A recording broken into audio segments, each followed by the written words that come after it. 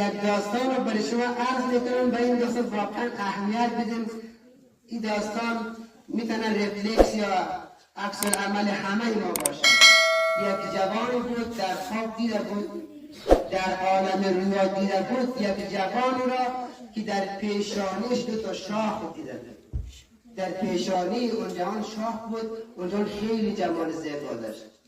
این نفر بود ما وقتی وحشت کردیم که این همه زیبایی، این 2 شاخ متعلق به انسان نیست، این شاخ ها متعلق به حیوان است. در پیشانی تو چرا آمده؟ اون جوان به من گفت این شاخ را در پیشانی من میبینی، این متعلق به من نیست، این متعلق به خودت هست. من نماز تو هستم. این 2 شاخ متعلق به تو هست که در پیشانی من گذاشتی، یعنی نمازت مشکل دارد. عملت با نماز متغیر است، تضاد داره با نماز. ببین مرا با این شکل در نزد خدا فرستادی، به نظرت مرا خدا چند بخرد؟ یعنی خدا مرا قبول میکنه با این شاه؟ ندیده. ما نقاش درست نیستیم. از نماز یک پیکره بی روح، یک جسد متعطل ساختیم، به نزد خدا میفرستیم. خدا قبول نمیکند، مد نظر نمیگیرن اون نماز را.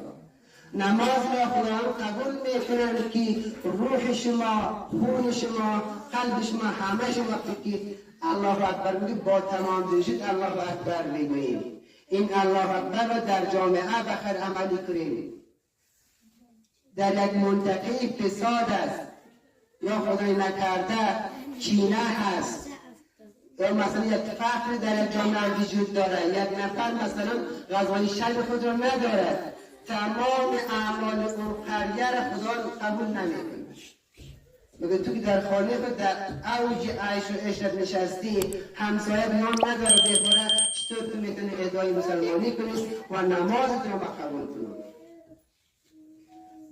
بیاییم یک نقاش خوب شویم، یک پیکره بسازیم که خداوند از دیدن اون پیکره لذت و کیف کنند و ملائکه بگویند که ما چه انسان را خلق کردیم.